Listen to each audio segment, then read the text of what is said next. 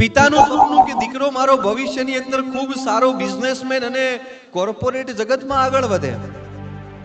નાની ઉંમરે પિતાને ગુમાવ્યા અને પરિવાર ઉપર જાણે એક ધ્રાસકો પડ્યો. માતાએ લોહીનું પાણી કર્યું અને દીકરાને ભણાવવા માટે મસ્ત મોટી મહેનત કરી. દીકરો આગળ ભણ્યો, સારું માર્ક લાવ્યો અને ફોરેનની અંદર સેટ પણ થયો.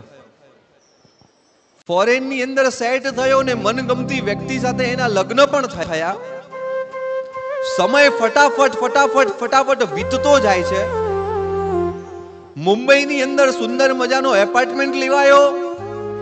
દીકરાએ માતાને કીધું કે મમ્મા અમદાવાદમાં નહીં, તમે મુંબઈમાં આવી જાઓ.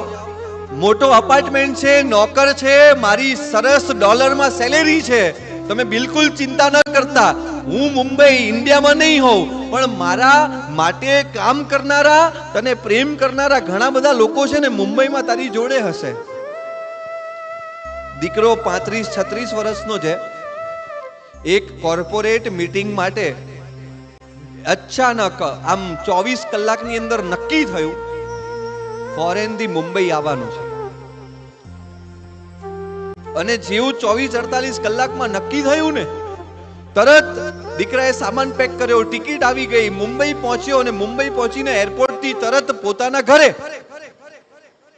માતા આમ ડોર ખોલ્યો અને ગાંડી થઈ ગઈ. વાહ બેટા, તું આવી ગયો. આખો દિવસ થાકીને જ્યારે ઘરે જઈએ ને, પપ્પા પહેલો પ્રશ્ન શું પૂછે કે બેટા આજે કેટલું કમાયો? પેલું પેમેન્ટ આવવાનું હતું, આવ્યું કે ના આવ્યું? પેલો ઉધાર માલ આપ્યો, એનું શું થયું? તરત પત્ની હોય ને બીજો પ્રશ્ન પૂછે કે મારા માટે પેલી સાડી પેલું લાવ્યા કે નહીં? દીકરા દીકરી હોય ને જીદ કરે કે મારા માટે પેલા રમકડા, મારા માટે પેલું ટોય, મારી ગેમ.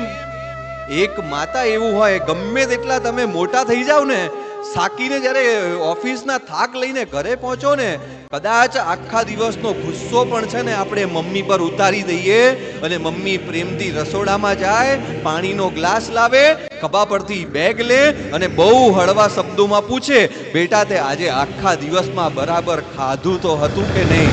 આ પૂછવા વાળી માં હોય. અને પેલી માં તો પાગલ થઈ. દીકરાએ તરત ફટાફટ ઘરે ગયો. મમ્મી શું બોલે છે એના પર કઈ ધ્યાન નથી. મમ્મી બધું બરાબર છે ને? નોકર સાચવે છે ને? ચિંતા નહીં કરતી? અરે તારો છોકરો બહુ કમાય છે, બહુ ચિંતા નહીં કરવાની, હું બધું તારા માટે કરીશ.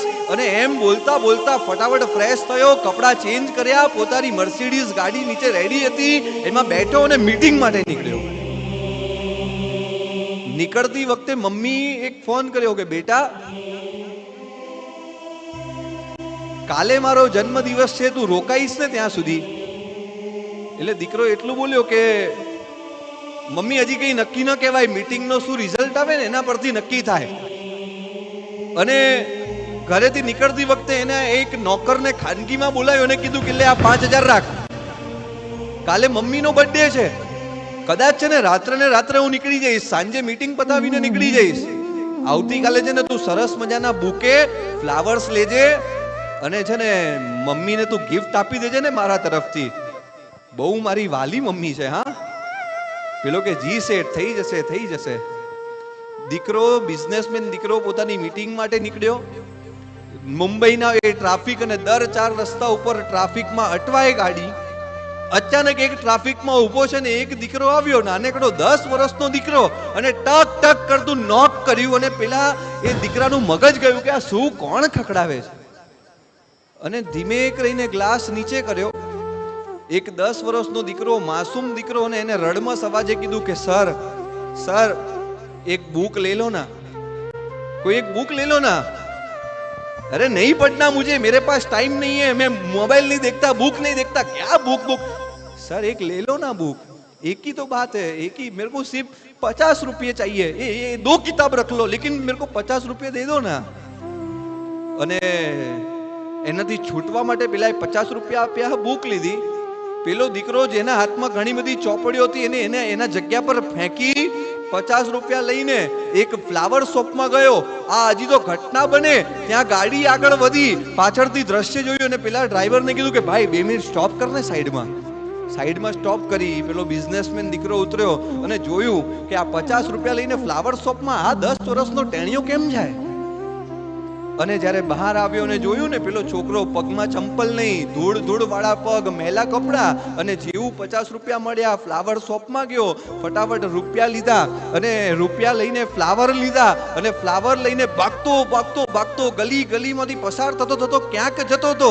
પેલો કોર્પોરેટ મીટિંગ અટેન્ડ કરવા આવેલો દીકરો પણ એની પાછળ કુતૂહલથી ગયો અને થોડો આગળ ગયો ને ત્યાં એના નજરની સામે એક અદ્ભુત ઘટના બની. એક મોટું મેદાન હતું, નીરવ શાંતિ હતી, પક્ષીઓના અવાજ હતો અને પેલા દીકરાએ જોયું કે એક મોટી દિવાલ ને પાછળ કંઈક લાંબુ મેદાન છે. અને જેવો દીકરો અંદર ગયો અને નજર પડી કે આ કોઈ મેદાન નહીં, આ તો કબ્રસ્તાન છે. દિવાલની પાછળ છુપાઈને પેલા દીકરાએ જોયું કે આ પેલો 10 વર્ષનો દીકરો કરે છે શું. અને એને અંદર જોયું અને ખબર પડી કે પાછળની બાજુ એક કબર હતી. 10 વર્ષનો દીકરો એ કબર પાસે ગયો. કબર પર જે ફૂલો જૂના થઈ ગયા હતા એ બધા ફૂલોને સાઈડમાં કર્યા. એની પાસે જેટલા ફૂલો હતા એ બધા ફૂલો એને કબર પર પાથર્યા અને કબર પર એને માથું લગાવ્યું, કબરને સાફ કરી, કબરને હક કરતો હોય એમ કરીને કબર પર ઊંઘી ગયો. અને 10 વર્ષનો દીકરો બોલ્યો કે અમ્મા તું કહાં ચલી ગઈ અમ્મા, प्लीज वापिस आ जाना, आज है ना मेरा जन्मदिन है, अम्मा प्लीज वापिस आ जाना, मुझे तेरे हाथ की खीर खानी है. आज तेरे को गए 2 साल हो गए अम्मा, प्लीज तू वापिस क्यों नहीं आती. क्या अल्लाह ताला तेरे को इतना पसंद आ गया है अम्मा, प्लीज वापिस आ जाना, मेरे को तेरे साथ खेलना है, तेरे साथ झगड़ना है, तेरे गोदी में मेरे को सोना है अम्मा, प्लीज वापिस क्यों नहीं आती. અને દીકરો રડતો જાય અને છેલ્લે દીકરો એટલું બોલ્યો કે અમ્મા शायद जो तुम मेरे साथ होती ना, शायद अभी तू मेरे साथ होती ना तो मैं तेरे को कभी दुख नहीं देता, मैं मेहनत करता और तेरे को सुखी सुखी कर देता. अम्मा प्लीज वापिस आ जाना. અને આખું આ દ્રશ્ય પેલો પાછળ ઉભેલો દીકરો જોયો અને એને થયું કે એ દીકરા પાસે એની મમ્મી નથી અને એની આ દશા છે, મારી પાસે મારી મમ્મી છે છતાંય મને એની કદર નથી. તરત દીકરો ઘરે પહોંચ્યો. ઘરે પહોંચીને પેલા નોકરને કીધું કે ભાઈ તું કઈ ફૂલનો કોઈ વ્યવહાર તું ન કરતો, ભલે મારે 2 દિવસ વધારે ઇન્ડિયામાં રોકાવું પડે તો રોકાઈ જઈશ, પણ કાલે મારા માતાનો જન્મદિન છે ને એ હું મારા મમ્મી સાથે મનાવીશ. મને જન્મ આપનારી એ આજે મારી જન્મદાત્રીનો જન્મ હોય ને, હું એનાથી દૂર ન રહી શકું, એનાથી છેટો ન રહી શકું, મારે એની સાથે રહેવું છે. આપણે ઘણીવાર સાંભળ્યું કે ભગવાન બધી જગ્યાએ ન પહોંચી શકે માટે એને माँ बनाई.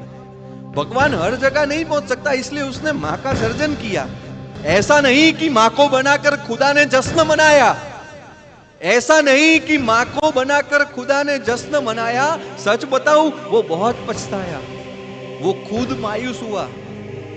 खुदा का काम था मोहब्बत करना, वो माँ करने लगी. खुदा का काम था हिफाजत करना, वो भी माँ करने लगी. खुदा का काम था बरकत करना, वो भी माँ करने लगी. देखते ही देखते उनके एक एक जादू किसी और ने चुरा लिए. देखते ही देखते उसकी आंखों के सामने कोई और परवरदिगार हो गया. खुदा बहुत रोया, बहुत पछताया. माँ को बनाकर खुद खुदा बेरोजगार हो गया, खुद बेरोजगार हो गया.